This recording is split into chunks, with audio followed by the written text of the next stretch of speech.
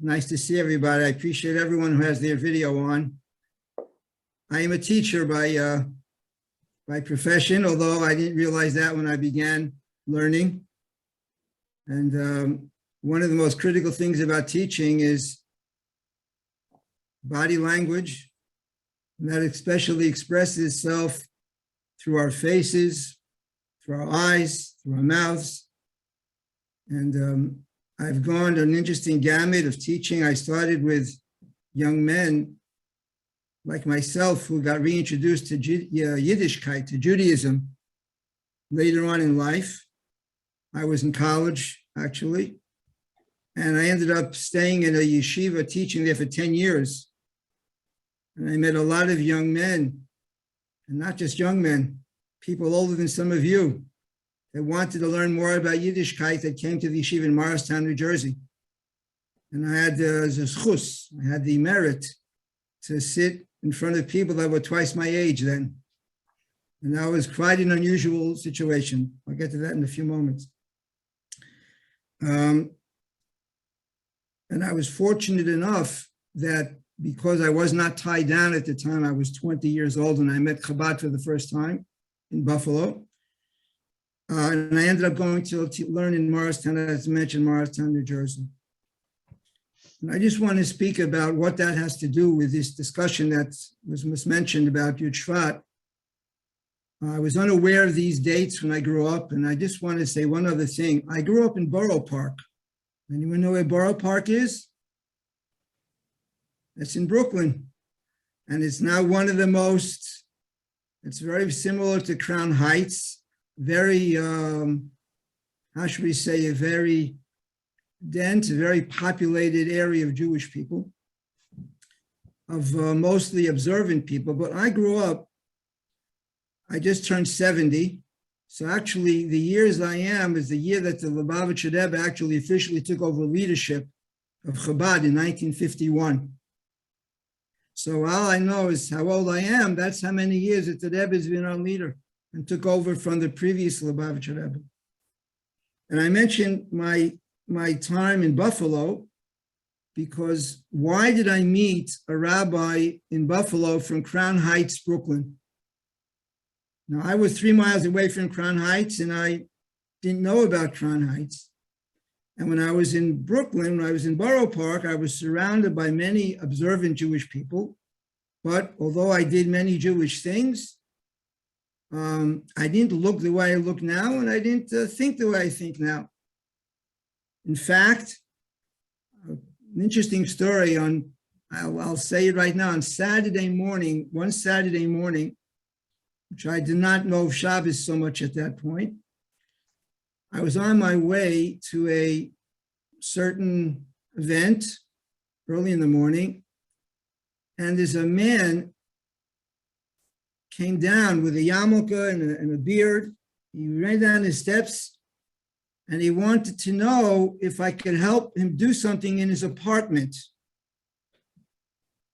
Now, I don't know who this person was, about half a block away from where I lived on 9th Avenue and 47th Street in Borough Park, near Maimonides Hospital. And I said, certainly. And I went upstairs. It's a small staircase, outside staircase. And before I went in, he asked me, are you Jewish? I said, yes. And then he said, never mind. I didn't understand. He asked me to do a favor of some sort. I didn't know what it was. I wanted to help. I went up with him the outside stairs to his apartment door, and he said, never mind. As soon as I said I was Jewish, it took me many, many years to figure out why did he say never mind? But more than that, why did he ask me in the first place? Anyone want to guess why he asked me? Who did he think I was? He thought I wasn't Jewish. And he thought you were Goyim. Very good. That's exactly right.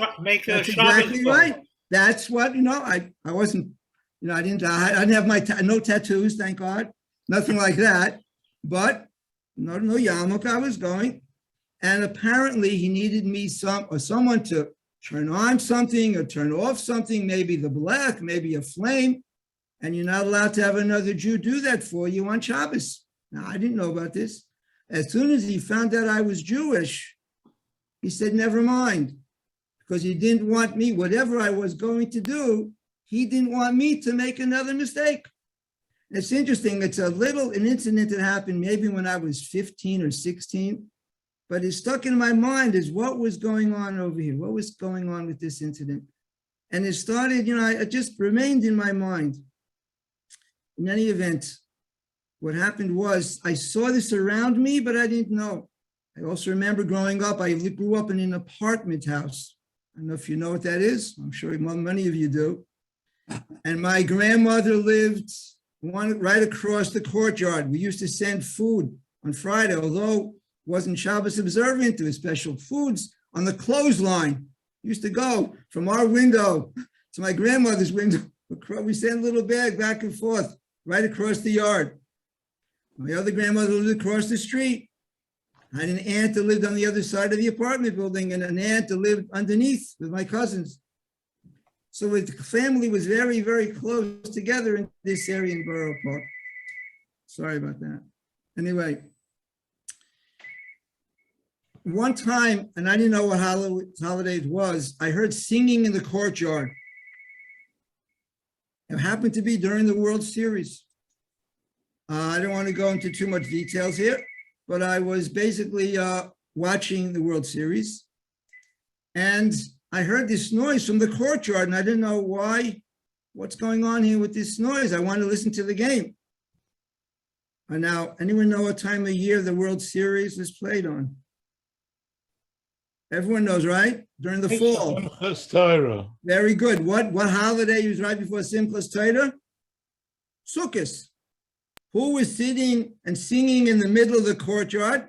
The owners of the building were from a Yidden, and they had these doors, these strange things in the middle of the building, and they put these doors together, and they put this, I thought it was junk on top of this sukkah or whatever, on this thing on top called schach. I found out later on. And lo and behold, they were in the middle of Sukkot, and they were celebrating. And for years, this happened every time at the same time during the World Series. I couldn't figure out why is it always during this time. Well, it took me many years later to find out and appreciate what was going on over there. So these are some experiences I had. But the main point I want to get at is, who did I meet in Buffalo in my third year as a senior, in college? And his name is Rabbi Nussi Garari. Should live and be well. He lives in Muncie right now. Thousands, not hundreds, but thousands of people have been influenced by him and his children. And he went in 1971 to Buffalo, and I met him in 1972. And I'm saying, why was he there? Because he wanted to be part of this program of the Lubavitcher Rebbe, of Shlichus, of being out there, to being amongst other Jews that maybe didn't have an opportunity to find out much about Judaism when they were younger, or maybe they wanted to find out more, maybe they were upset, maybe they were angry, maybe they had questions. I don't know why, but he wanted to be part of this program.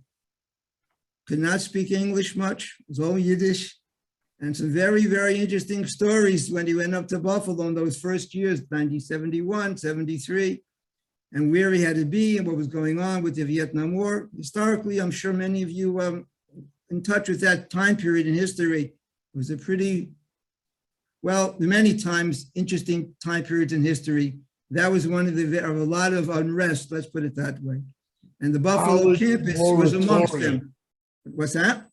The college moratorium. Yeah. And actually that, in our particular college, they actually ended shutting it down because what happened is the Mets won the World Series that year, and the Jets They actually closed down Yeshiva University too. That's right? when I left. Okay, all right. So then you're not familiar with the time here. This is the time period we're speaking about. In any event, he was there because he wanted to be available to us. Who's the us? The us happened to be, very personally, it was me. but it wasn't only me, obviously. And my first question, I remember my first question to him was, what's a bar mitzvah? Now, I had a bar mitzvah. I had a bar. I'm not sure about the mitzvah. If there's a party, my parents should live and be well. Halavai, we should see them soon again. But they made a beautiful event. Family came. But this is 7 years later. I said, what was it supposed to be? What is it? What's supposed to happen? You read about other cultures when they become of age. This one goes, this one does this one does that. And what was supposed to happen? And we spoke. And then the next day we put on tefillin for the first time since my bar mitzvah. Really, I had not put on tefillin for many, many years. Just wasn't interested, although I went to Hebrew school. Many of you might probably remember that after public school I went. And he helped me and he guided me back. And he said to me that summer in 1972, there's a school opening in Morristown, New Jersey. And would you like to go? It's up in the mountains. Now, let me explain something. For those of you from the New York metropolitan area, what do the mountains mean? Where do they mean? It means the Catskills. Very good. It means the Catskills. And again, my parents, Allah Shalom, every summer they took a bungalow up in the Catskills, near Woodburn, near Ellenville, near Swan Lake, South Fallsburg. They went for 2 months. My father, they put away money during the year. My father worked all week in the city, and he came over the weekend. He came out to the bungalow colony, and my mother and myself and my sister and other family that they knew. We went to this bungalow colony. So when he said the mountains, I want to go for the summer to the mountains, I'm thinking, oh, the Catskills. But here I'm 20 years old already, but I had very good memories of being out of the city. So I said, sure. And I found out the stories like this. There's a place opening in Morristown, New Jersey, brand new. And Rabbi Garari said, I have 5 Jewish men. It was an all boys, only for men, this particular one. There was another one in Minnesota for women. I have 5 men that want to find out more about Judaism. And there was a wonderful man that wanted to take responsibility. His name is Rabbi Avraham Lipsker, should live and be well. Lives in Crown Heights. And he was willing to take responsibility for this. I'm going to say the word Mishagayim. You can translate as you wish, but we didn't look too normal. I'll just say it like that. I'll leave it open. So Rabbi Garari said to Rabbi Herson, should live and be well, lives in West Orange, New Jersey, I'm sending these 5 boys to you after the holiday of Shavuos. Rabbi Herson said, we don't have place for them. Now, I found out many years later the story. Rabbi Garari said to Rabbi Herson, you know, broken record means? Broken record means I didn't hear you. I'm sending 5 boys to Morristown. Rabbi Herson says, I don't have room for them. Rabbi Garari says, I'm sending 5 boys to Morristown after Shavuos. Rabbi Herson says, there's no place for them to stay. And the parents of the students that were already in the yeshiva from Temke Tamimim were nervous. What were they nervous about? Anyone want to guess what they were nervous about? I see someone whispering to yourselves. 5 Mishagayim coming with longer hair, not so much a beard, but with not ponytails necessarily, although someone had that. A little shaved hair, not shaved over there, people with strange backgrounds, no backgrounds perhaps, because I didn't know the other 4 boys, other 4 men, I should say. And they're going to be near my son. They're going to be in the same building as my son that wants to learn Torah. I don't want anyone to influence my son. So the parents did not want us to come. And they told that to Rabbi Herson. Well, I will tell you who won the argument. And the answer is Rabbi Garari. Rabbi Garari won the argument. And I remember We drove out after Shavuos at 2 a.m. I don't know why I remember certain things, I'm sure in your lives. You remember some details, certain things maybe not, and maybe other details you do. But certain things remain etched in my mind. It was a blue Rambler with a stick shift on the column. And he squeezed 5 of us into this. We had very little clothing because that's not what we had in those years. And he drove us out 2:30 in the morning to this strange fortified building built in the 1930s with iron, can't describe it to you, with gates on the windows, a long driveway into the woods. Very, very, very, who knows where we were going? We didn't know. And guess what? There was no place for us to stay. They did not get any place for us. We had to go down to the basement and drag mattresses up to the 3rd floor. And the people who owned this building before the yeshiva, they pulled up the carpet from the floor. Now, I don't know if you recall, years ago, remember the carpet tacks they had when they laid carpet? They had these little pieces of wood with tacks sticking up, and then they would lay the carpet down on top of that. They don't use it today anymore. Needless to say, the lovely people who owned the building before the yeshiva took off the carpet, but guess what they didn't take up? Use your imagination.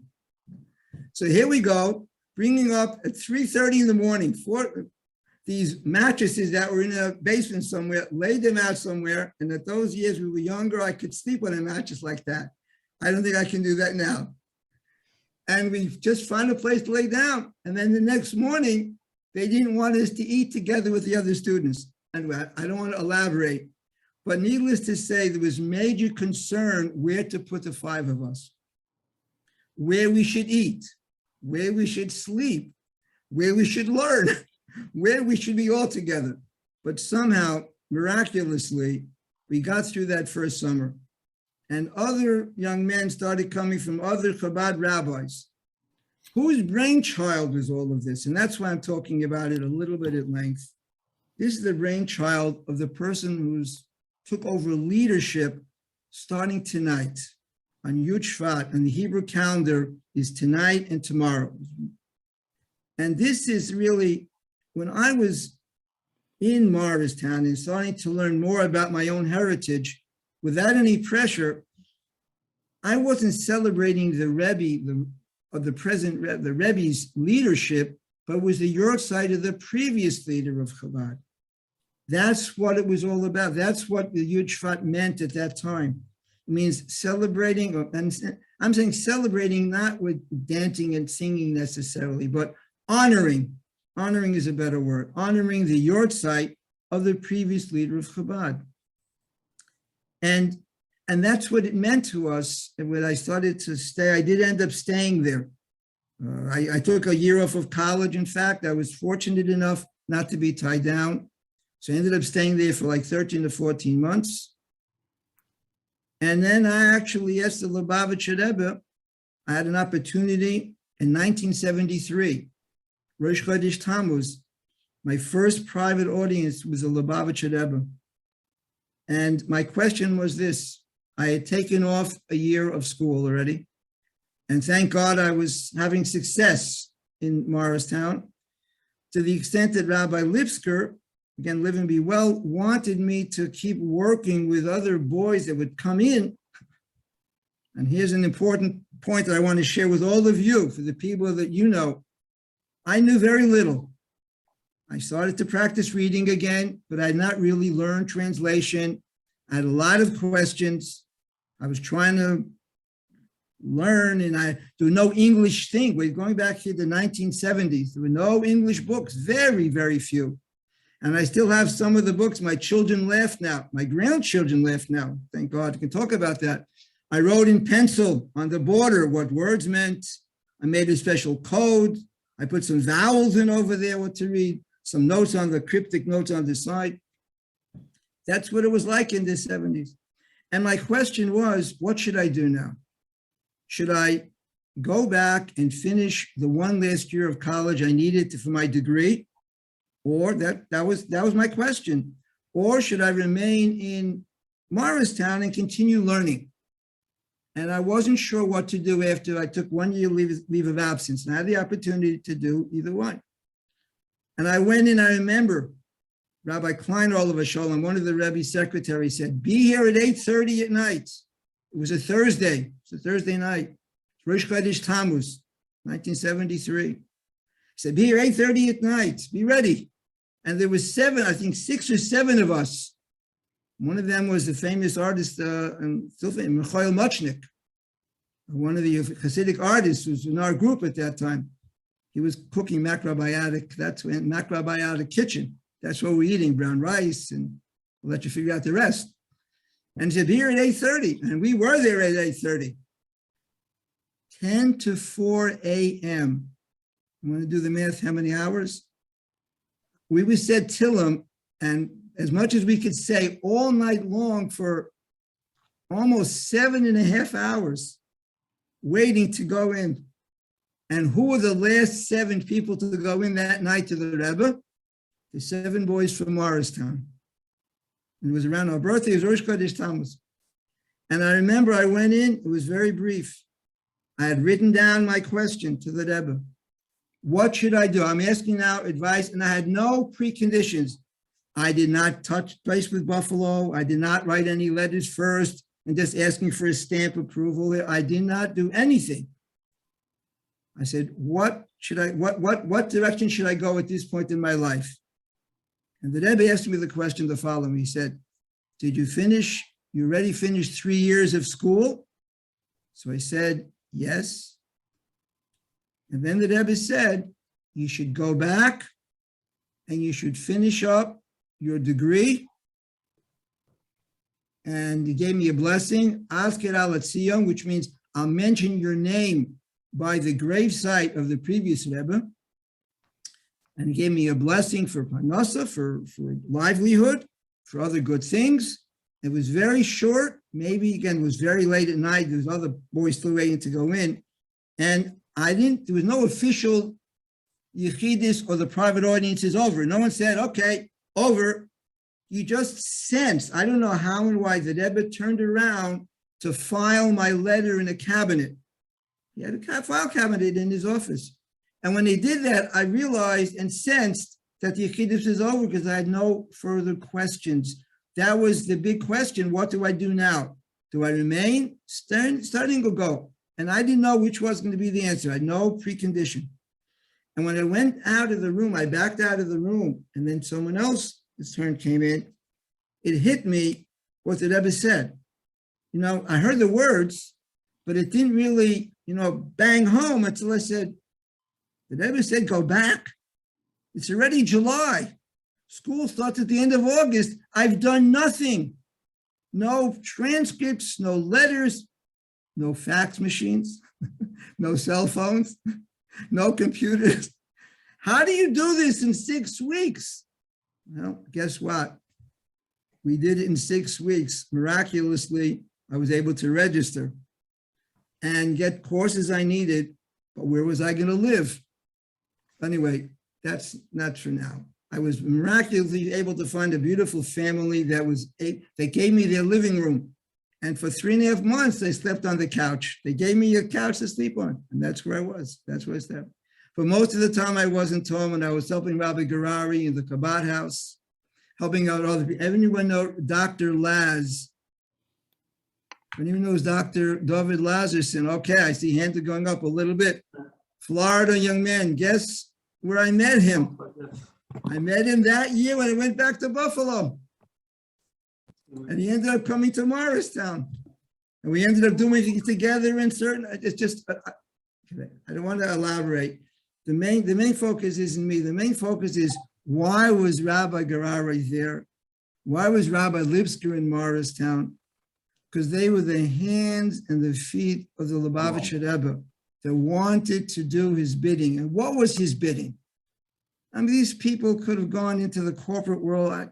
You've heard this before.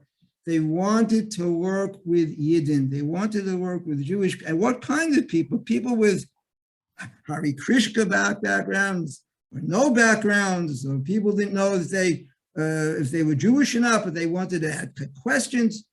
And that's what they've dedicated and still dedicate their life to do these things right now. And this is all based on, I told Rabbi Smith, I can't continue for a long time, but I just want to just say something about what is this predicated on? What is the basis of this desire to go out?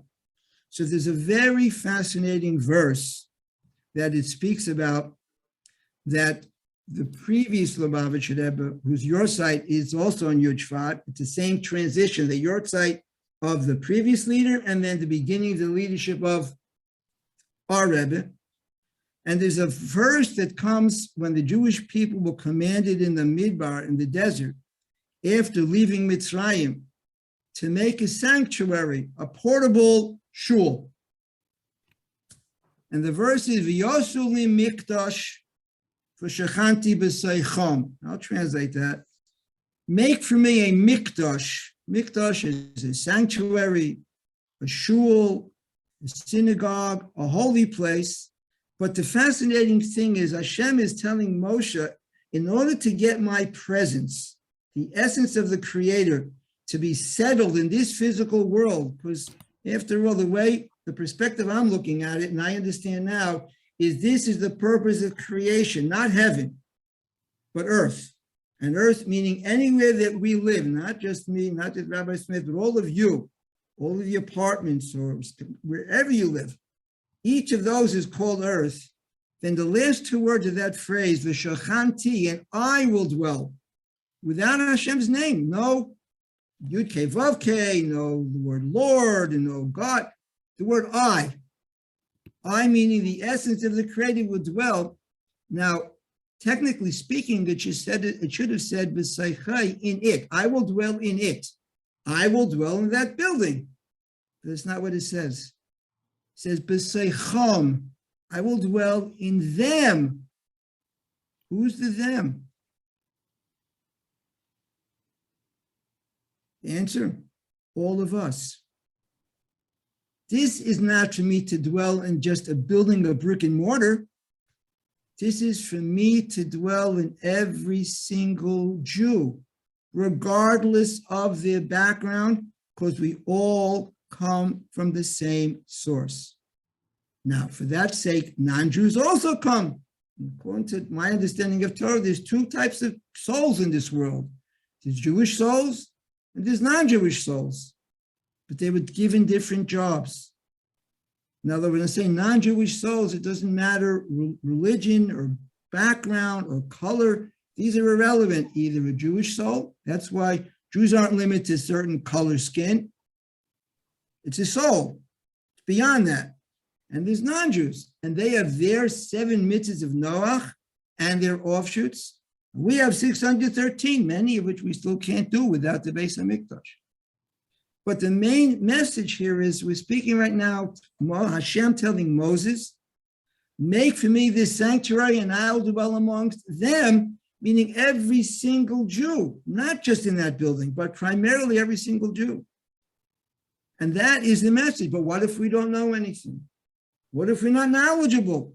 I mean, I'll just, again, look at myself. I knew very little. But there's a very important dictum that it speaks about in the Talmud.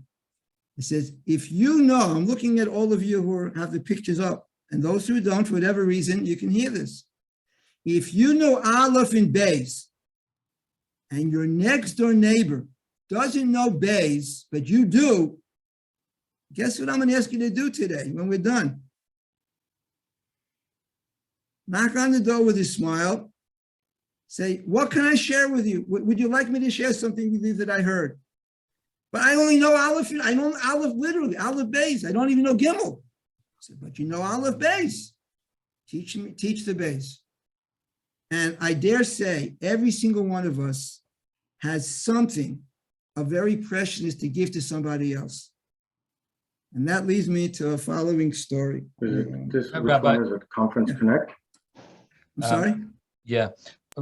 Rabbi Rothman, I want to thank you so much, and we'd love to hear the story. I have another speaker because you told me you would only go till 3:30, and I followed your rule. So what I want to do is invite you to come back Mitzvah Hashem. We have guest speakers on Tuesdays, and we'd love to hear the story. Could you just tell me what we're going to call the story, so I'll remind you next time we have you what the story is about? Yeah. It's called The Dead Duck Story. Okay. Why doesn't he finish it now? Apparently, Finish it? Oh, yeah, it's here already. I can tell you I can tell you one. I make it very short. No, you can make it long. Well, I don't want to hold back the other part, and I apologize because I didn't realize I got more energy by sharing it. No problem. You just continue. I hope people here. You just go for it. Listen, I hope. Okay, I hope people here appreciate or appreciate whatever. I don't want to take on. I'll tell you very briefly. No, don't do it. All right, well, take your time. I have something at 4 o'clock myself, so I'll tell you like this. It was a Farbrengen on a Thursday night. Rabbi Lipska was Farbrengen in Morristown when I was a bacher. And it was 2:33 in the morning. We had set some l'chaim. There was from bison. There was potato chips, pretzels, whatever, not a full meal, but. And Rabbi Lipsker was speaking about, he felt like a dead duck. He was speaking about himself. This is the teacher, the main mashpia, the one who's in charge of all of us. He felt, what do you mean a dead duck? What's a dead duck? He said, I have no life in me, he said, I feel. And then he started explaining why. And he said like this, do you know why it's called the Dead Sea in Israel?